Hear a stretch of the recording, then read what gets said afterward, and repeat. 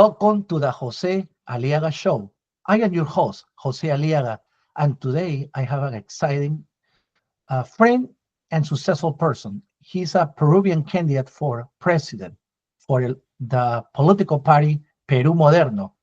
It's a totally a great honor to have him. His name is Pedro Guevara Ballón, and he have a master's degree at Harvard University in public policy, and also have a master's degree in economy from London University. He's very successful. He's done a great things. He comes from a great family in Peru, and his party is a party of a lot of business owners, business people. They consider themselves a center in the middle of the road, but their ideas, their views are similar to the Republican Party. So, welcome, Pedro. How are you? Fine, thank you. Nice to have you. Thank you. It's a great honor to have you here in my show. And here in United States, we're happy that Donald Trump got elected. But a lot of people from South America feel sad about what happened in Venezuela, Colombia. It's very sad. Argentina got Milei now, that's changing. But Peru, a very rich, rich country with a lot of rich history now dealing with this political party run for Pedro Castillo and now Dina Boluarte. And that's very sad that, their outcome of these people is not what everybody desire. So my question for you, and thank you for running, by the way, I would like to know what are the main issues in Peru right now? Well, unfortunately, Peruvians were not well informed when they made the decision to vote. But the big three problems we have in Peru nowadays are first, corruption. Linked to corruption, we have insecurity, we have extortions, we have crime. Unfortunately, Tren de Aragua, the criminals from Venezuela, came to Peru, and they are like a transnational of the crime. I know they are also in the US, in New York, in many parts of Latin America, and even in the US. Those are the three big problems that Peruvians are facing nowadays. But this is only a symptom of the real problem we have in Peru, which is the government. The government is the cause of many of the symptoms: insecurity, corruption, and all the problems that Peruvians face. Fortunately, Peruvians have an enormous energy. We're entrepreneurs. We believe in freedom, in liberty, and we want everyone, especially in my political party, we want every person to become the architect of its own life. And that makes us believe in the private sector as the ones that create uh, prosperity. Unfortunately, there are people who think that the state is the one who has to run the businesses, who wants to run the economy. But we are the ones who think that entrepreneurs and the business sector, especially the micro and small businesses, are the ones who will create prosperity in our country. And that's what makes our social base so deeply related to the ones who are fighting against the state, because the state is part of the big problem that we face in Peru. It's true, and it's very sad. Now, Peru have right now 50 political parties, unheard in any democracy or any country that practice democracy. 50 political parties. I think it's a lot. And the last time we have in Peru like around 30 political parties. And in Peru, in order to win an election, you need to score more than 50%, 50.01 or something like that. And then you become president. That's why nobody wins in the first round. So they have to have a runoff. And in the runoff, the two parties that got the most percentage of votes get to the runoff.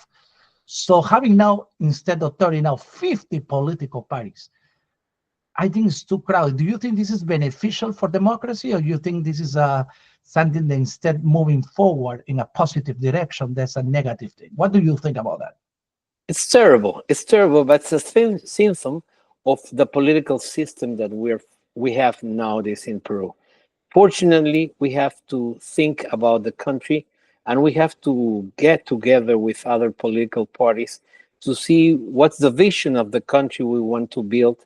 And based on that, I'm sure we will have to make a coalition with all the democratic forces that share the same ideas about what to do to to make this country the South American tiger, as we say. We say the South American tiger because we try to emulate the Asian tigers, which are Korea, Taiwan, Hong Kong, and Singapore, countries that 60 years ago were poorer and were with terrible problems as Peruvians have now. And 60 years ago, Peru had a higher income per person than these Asian tigers. So these Asian tigers give us a roadmap about what we can do in Peru. I see. Now you touch something important that is affecting also United States. You talk about the trend of Aragua, of this illegal immigration, and some of these people that crossing the borders in United States, they also cross the borders in Peru. You see, not all of them are bad people. Obviously, they're escaping of communist dictatorship from Nicolas Maduro in Venezuela and so forth. But some of them are real criminals, and they always bring a negative impact wherever they go. Are you going to practice the same policy of Donald Trump, cross the borders, secure the borders, or you going to continue let these people coming in? What is your Of view about? course, we have to stop this illegal immigration. Unfortunately, immigration is a good policy, but when we bring talent, when we bring other South Americans as brothers, because they also contribute, but we need good citizens. We don't need the delinquents that are creating so much trouble. Even the type of crime that we never had in Peru. So we have to be very strict, closing the borders in order to stop this type of immigration, and as soon as possible, return them to their countries. And this problem is unfortunately like a cancer for South America stability because it's promoted by Maduro's regime. He's exporting delinquents.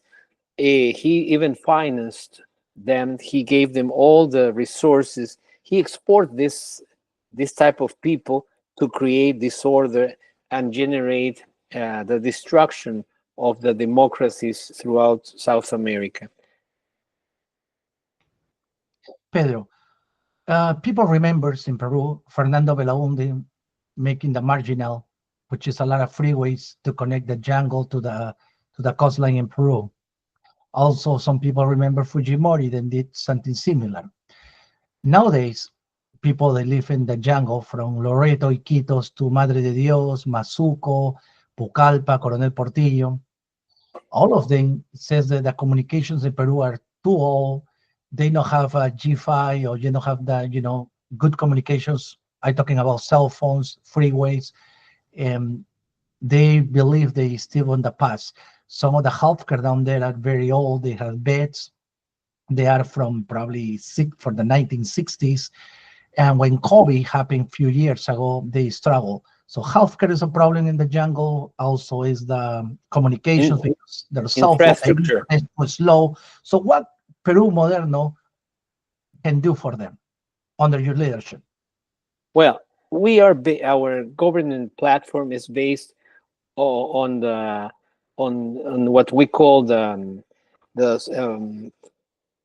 factors the factors of productivity, which are basically the 12 key issues related to policies that generate productivity. One of them is institutions. The second one is infrastructure. The third is technologies, especially the communications and information technology, the macroeconomic stability, the health, education, open markets, and all these key factors of the total factor productivity are what have organized our government platform.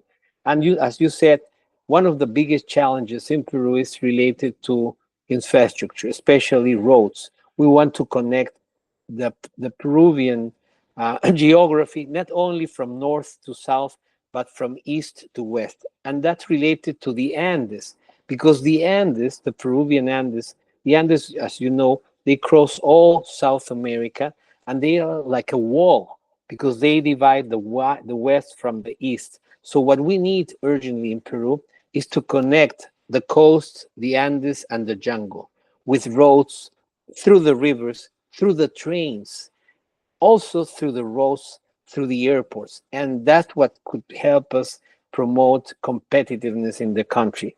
One of the biggest challenges in Peru is to close the big gap we have in infrastructure, which is around 140,000, 140 billion dollars deficit we have in infrastructure. And this is one of the big challenges. We need urgently to put water, sanitation, electricity, internet. All those things are urgently needed in Peru, especially in the poorest areas of the Andes and the jungle.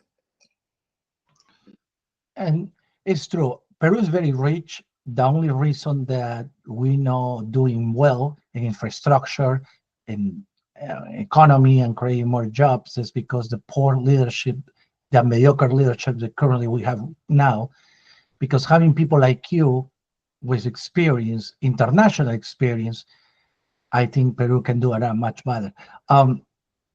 Lastly, so we talk about national security, extortion, all these bad things. We talk about some of the issues in the jungle. Do you think how Peru can generate more jobs? How we can get more manufactured jobs? Peru is known as a country that sells raw materials, but they never manufacture anything right now at this point. I mean, they manufacture here and there. I know it's doing much better now than before, but in comparison to Chile and some other countries, we still a little bit under. What can you do to be able to reactive this, to activate this? Well, we have big three great projects related to Peru. One of them is the port of Corio in the south of Peru. The mega port of Corio could be one of the key projects about related to industrial policies in Peru. First, because it will be the place where we can connect to the arc of the Pacific. We're proposing to have three big mega ports in Peru. In the north, Bayova, in the center, Chancay, and in the south, the mega port of Corio in Arequipa. Nowadays, we are already with the new port of Chancay, which is going to be run by a Chinese Costco company in alliance in a joint venture with a Peruvian company, the biggest port in South America. This will be a door to open opportunities for products not only from the west coast of America, but also from Asia, New Zealand, and all the countries in the arc of the Pacific. But this could also be a good foundation to industrialize our country, because we can establish clusters for lithium, clusters for the automotive industry, clusters related to the new forms of energy. We can organize zones with free taxation that could bring first the private sector, second the public sector, and third the academy. So we can work with these three sectors, the private sector, the academy, and the government, to improve industrial policies that can help us not only conquer the national markets, but the South American markets, and even project to the countries in the arc of the Pacific. We have the conditions to generate new industries. For example, just mention something. In 2013, there was an agreement between MIT, the Massachusetts Institute of Technology, and the government of Peru. And the idea was to establish um, a brand of MIT in Peru in order to boost the industries in Peru. Unfortunately, we have not done anything. One of our projects includes the possibility of bringing MIT to help industrialize and create these clusters in Peru. One is that's one of the projects we were dealing with starting in 2026. There are other projects related to the transoceanic train. It's a train that will unite, that will link the Pacific Ocean with the Atlantic Ocean. For example, from Corio, the port of Corio in Arequipa, will cross Peru, Bolivia, Brazil, and we will even connect to Argentina, Paraguay, Uruguay, and another branch with Chile. For example, nowadays we have the Paraná-Paraguay River, which is a way in which we can transport many goods from South America even to Rio de la Plata, Paraguay, Uruguay, and Argentina. So this type of infrastructure will help us industrialize South America, creating clusters. For example, let's mention one of the biggest clusters. You know, I mention all the time the triangle ABC. The triangle ABC is Argentina, Bolivia, and Chile. And the three countries have around 48% of the lithium reserves in the world. And what's lithium? Lithium is inside the batteries of your cell phone, your electric vehicle. It's part of the oil of the 22nd century. But in Peru, we have found a new a new reserve of lithium, and with Argentina, Bolivia, Chile, and Peru, we could have around 52% of the reserves of lithium from the world. So this could help us build, for example, a cluster to make batteries. And you know, batteries are a very important part of electric vehicles. So this is an example of what we can do trying to industrialize not only Peru but South America.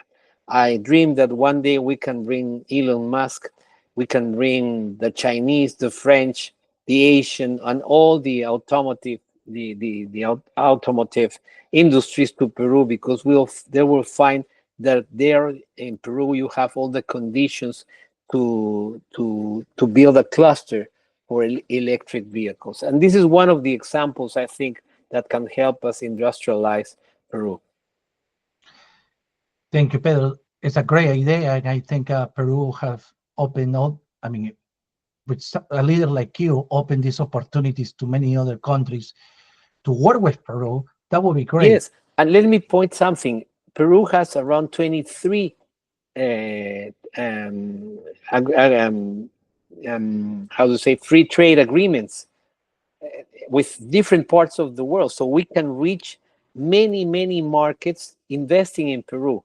If we can demonstrate that part of the value generated in Peru, we can conquer new markets. Let me give you an example. For example, Brazil doesn't have a free trade agreement with the US, but we have a free trade agreement with the US. So maybe Brazilian can bring their capital, their machines, to build an industry in Peru. And if we offer part of the value chain, we can export to the US. The same could do the US. If the US brings capital, machines, they can export in good conditions to get to the Brazilian market. So Peru, throughout these 23 free trade agreements, can reach many markets in the world with very competitive conditions. So that's one of the biggest tools to industrialize our country. I see. Well, Pedro, thank you so much. It was a great honor. And sorry, the time is limited, but I think a lot of people now is learning more about your candidacy, and here a lot of Republicans follow my show, and they're probably gonna be happy listening your exposition and your ideas for Peru. And I think Peru again open a lot of opportunities for the world. It's a country not just only have natural resources, but great people. They're willing to work, hard workers, innovators, and risk-taking people. And that I think we hope for the best. I And I think hope Peruvians in the US can bring back can come back to their country, because with their knowledge, their experience, their capital, they can still build a great Peru as we want to build starting on 2026. I see. Of course. Well, thank you and congratulations. You are now in the polls. You're doing really well. The election is next year. I know you're growing support, and that is very good news. And good news for Peru too. I do believe that we need leaders like you. And then looking forward for the next interview in English as well. And thank you. Thank you, Pedro. Thank you, Jose. It was a pleasure to talk to you. God bless you. God bless America. God bless Peru. God bless Thank you. America. God bless Peru. Thank you. And thank you everyone for watching. And please don't forget to subscribe to the channel and like the bell. And thank you so much. And I will see you in the next episode. Thank you. Have a blessed day. Adios.